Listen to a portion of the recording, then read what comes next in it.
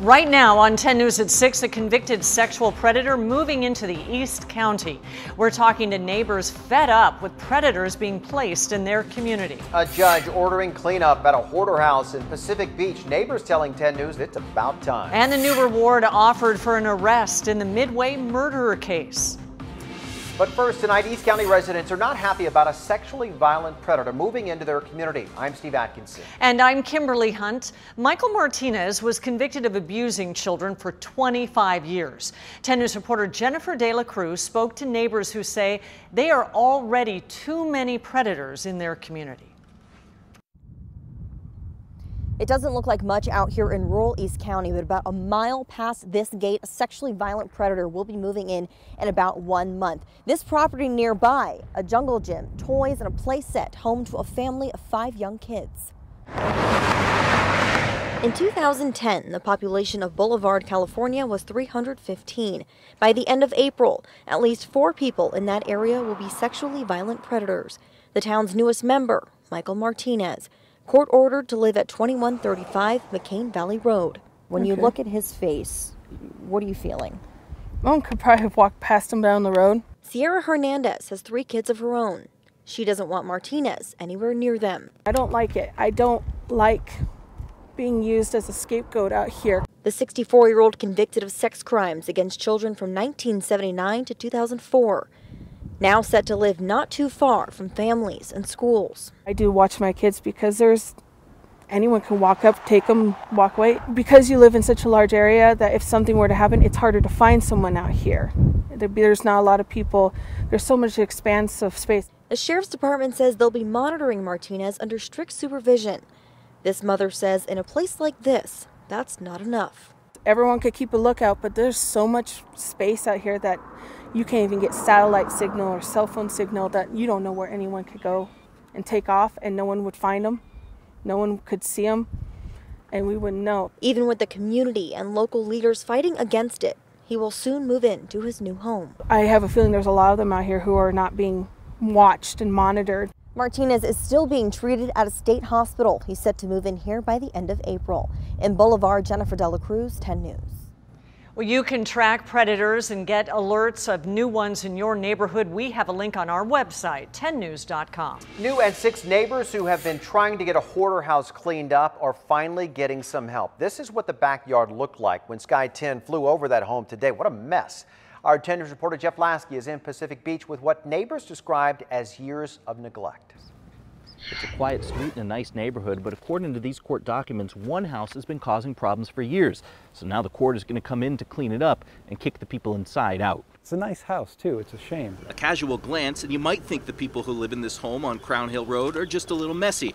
But away from the street view, if you peek over the fence and look in the backyard, it's just piles of trash, sometimes covered with tarps. Neighbor Adam Eath showed me these pictures he took last summer, and it hasn't gotten any better. When Sky 10 flew over today, they had no trouble figuring out which house was the hoarder house. And that's how it was all the time. Just him coming to the house with a van load full of stuff for him to bring home. The trash led to issues for neighbors. One of them dealt with a rat infestation. Eath's home had its own problem. We could not figure out why we had so many mosquitoes, and you're like, oh, right, there's piles of garbage next door. Neighbors say the man who lives here is a nice guy, but troubled. They take a bigger issue with the series of sketchy people they say have lived with him over the years. One of these people came to our door late at night, sort of ranting. Court documents detail 2 years' worth of visits by police, the fire department, and code enforcement. The city attorney's office sent us a picture of the disgusting conditions they found on the inside. This week, a judge named what's called a receiver to take control of the house and fix the damage. Everyone inside has until Monday to get out, stay, and they'll be arrested. Neighbors are glad the city is taking action, but hope it doesn't come to that. It's really more of a sad situation than anything, because I hope he gets the help that he needs. In Pacific Beach, Jeff Lasky, 10 News. And Jeff tells us the home is actually owned by the man's sister-in-law. She lives in Texas. Ultimately, she will be asked to pay for all the repairs. If she doesn't, the court could order the house to be sold to cover the costs. New developments in a story that Team 10 broke this week. San Diego's new police chief saying that his department does not have a quota system. Team 10 spoke with a police officer this week who told us about an email from a sergeant in the Southern District announcing rewards for officers making drug busts. Chief David Nislight held a news conference today saying that program was never approved. I can tell you right now, this program was never authorized, nor was it ever implemented. And let me finish. Nor did anybody ever receive any rewards for making arrests. The chief says he stopped the program Saturday, the day after the email went out. Today, he announced an internal investigation. Following the police chief's news conference, a group of community and religious leaders voiced their concern. What that tells me, the probability that this has been going on in a more down low, for lack of a better word, is that we're out there having, competition. Who is going to pull over? I don't know if it is. But when you get bold enough to put it in paper, put it in writing, and feel comfortable enough to send to 90 officers, it tells me that this didn't just start March 1st. The group called for an independent investigation led by the State Attorney General's office. All right, turning now to our weather, taking a live look outside at Torrey Pines. Gorgeous right now, but we are expecting some rain tonight. Our meteorologist, Angelica Campos, has been tracking it all week. Been very busy. The computer's burning up over here. The computers are doing a great job handling this one, though.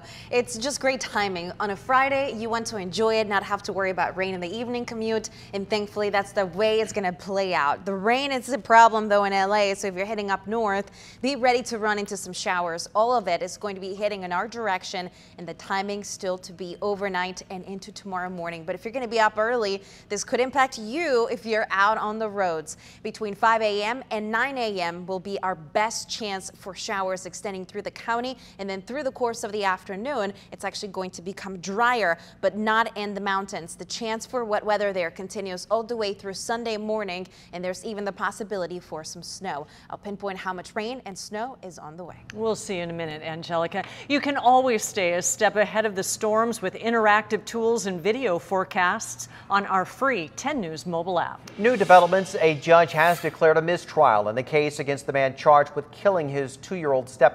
The jury deliberating in the case against Tyree Jones told the judge they were deadlocked today.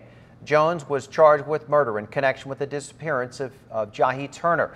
Jones reported the boy missing from a Golden Hill park back in 2002, but his body was never found. And new information, the family of a man shot and killed behind a gym on Midway Drive is offering a reward for his killer.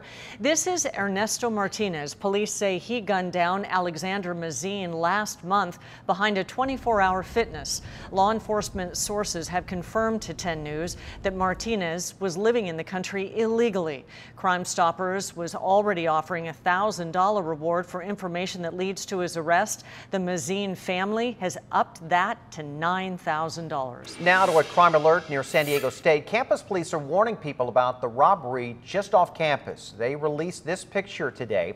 They say the man right there in the red sweatshirt approached someone near campus and offered to sell them basketball tickets. They say he then stole the victim's money and may have had a knife. He ran off towards the student union. Luckily, no one was hurt. Immigration officers arrested 115 people in San Diego and Imperial counties during a 3-day operation this week. ICE says 50 of the people they arrested were convicted criminals. 7 others were illegally re-entering the U.S. after being removed. 4 of the people arrested are facing federal charges for illegal re-entry. The rest will be deported. ICE says it will continue to conduct similar operations in the future. State lawmakers are working on their own lawsuit against the federal government to stop the pollution flooding San Diego beaches from the Tijuana River Valley. State Senator and former San Diego Council member Ben Hueso says he's reached his limit trying to work with the International Boundary and Water Commission. He's now written a resolution urging the federal government to take action to stop that pollution. Local activist groups say the water flowing from Tijuana is so contaminated it tests off the charts. This would be essentially testing the water in a well-used porta potty before it was cleaned. You would get numbers along these levels. We have a real problem here, and it's a problem that has spanned decades, and we just don't think IBWC can fix it. Two South Bay cities and the Port Authority filed their own suit over the issue just a few weeks ago. Senator Hueso is urging other local governments to do the same thing.